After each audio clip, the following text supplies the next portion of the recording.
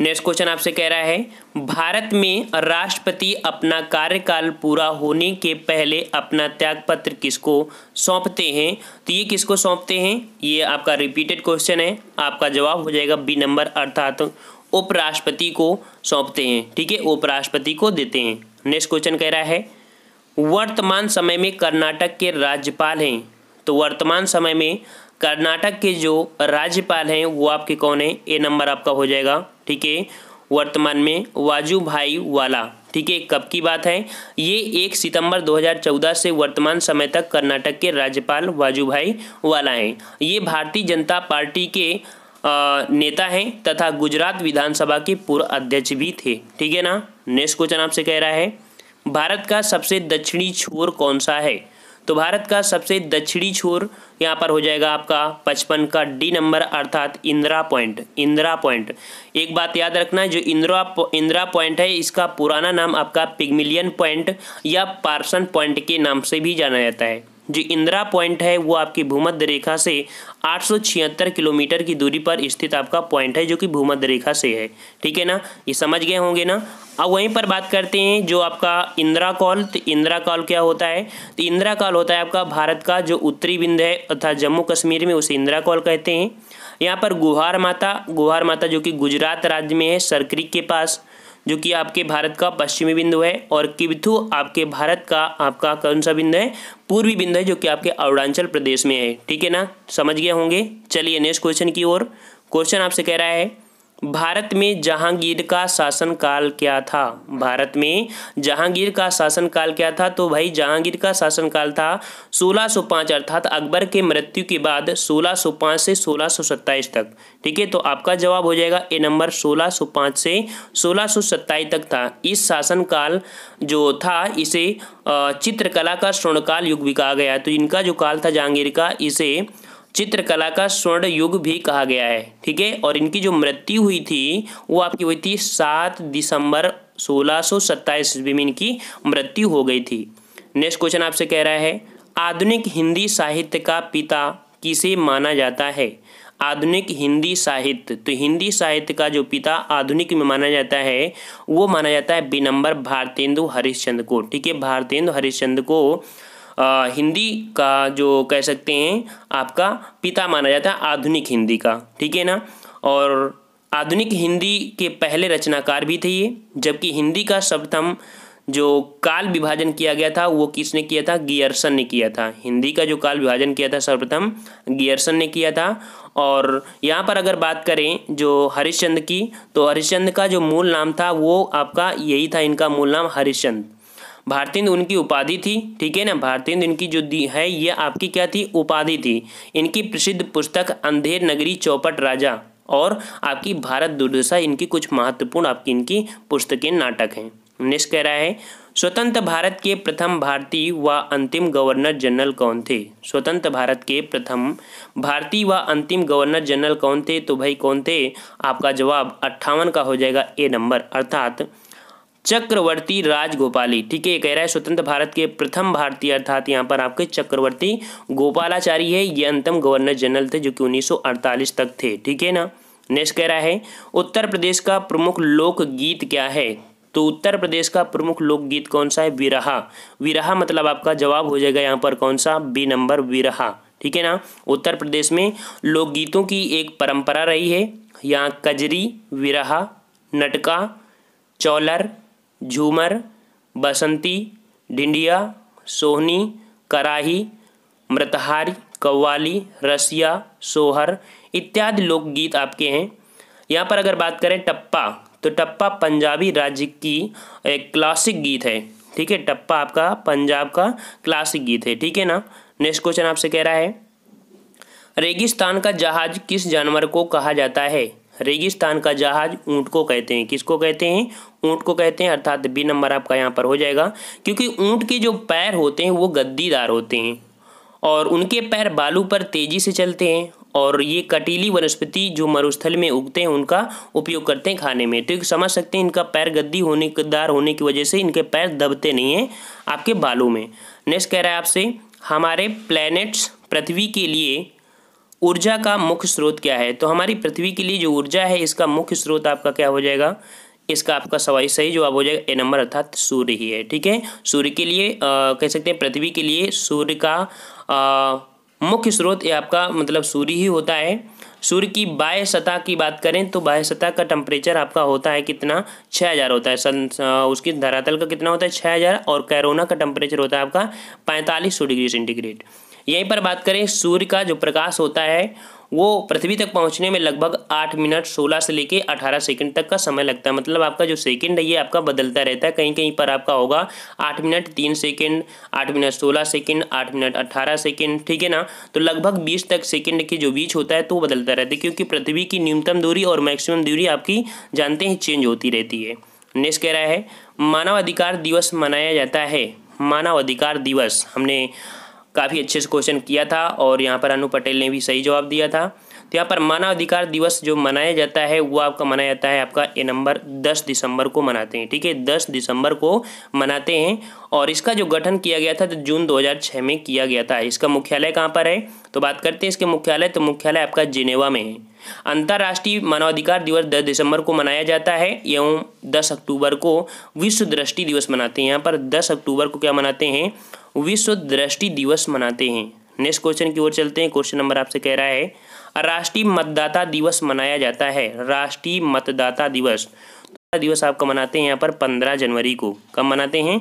15 जनवरी को आपको मनाते हैं। और यहाँ पर थल सेना की बात करें, थल सेना की जो बात होती है थल सेना तो आपका हो जाएगा यहाँ पर आपका 15 जनवरी। ठीक है, थल सेना दिवस मनाते हैं 15 जनवरी को मनाते हैं। नेक्स्ट कह रहा है भारत में पंचायती राज की त्रिस्तरीय व्यवस्था का अनुमोदन किस समिति के द्वारा किया गया था?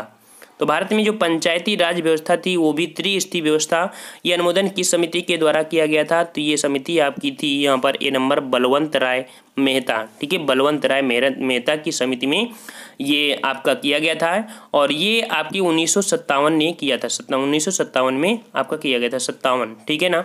और नेक्स्ट क्वेश्चन आपसे यहाँ पर बात करते हैं। क्वेश्चन आपसे कह रहा है भारतीय संविधान के किस अनुच्छेद में चुनाव का उल्लेख किया गया है? तो भारतीय संविधान के अनुच्छेद 324 के तहत संसद, ठीक है, संसद राज्य विधानमंडल राष्ट्रपति व उपराष्ट्रपति पदों के निर्वाचनों के लिए अधीक्षक निदेशक व नियंत्रण के लिए निर्वाचन आयोग का प्रावधान किया गया है। मुख्य निर्वाचन आयुक्त की पदावधि कितनी होती है? तो 6 वर्ष या आपके 65 वर्ष तक हो सकती है। तो आपका जवाब यहाँ पर हो जाएगा चुनाव उल्लेख किया गया 324, अर्थात सी सही जवाब आपका हो जाएगा।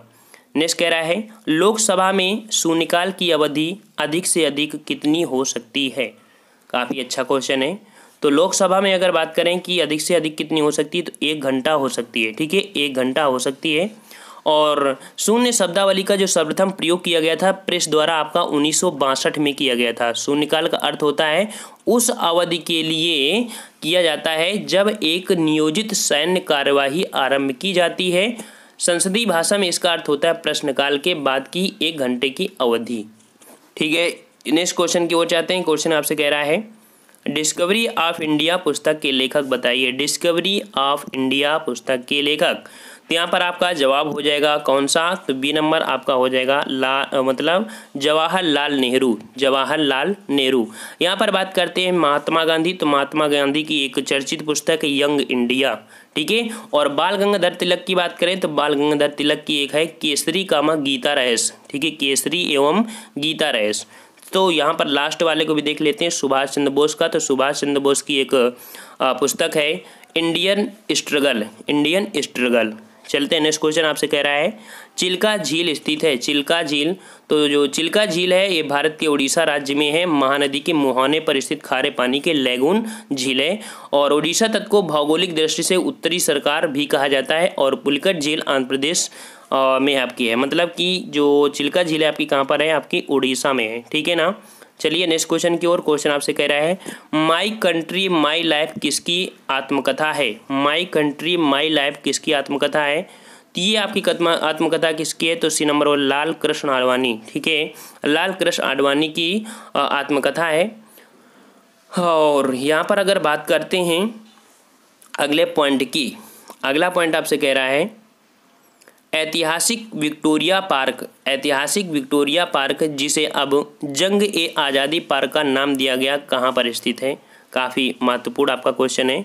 तो विक्टोरिया पार्क जिसे अब जंग ए आज़ादी पार्क नाम दिया है, ये कहाँ पर स्थित है आपका? तो ये आपका स्थित आपका डी नंबर मेरठ में स्थित है। कहाँ पर है?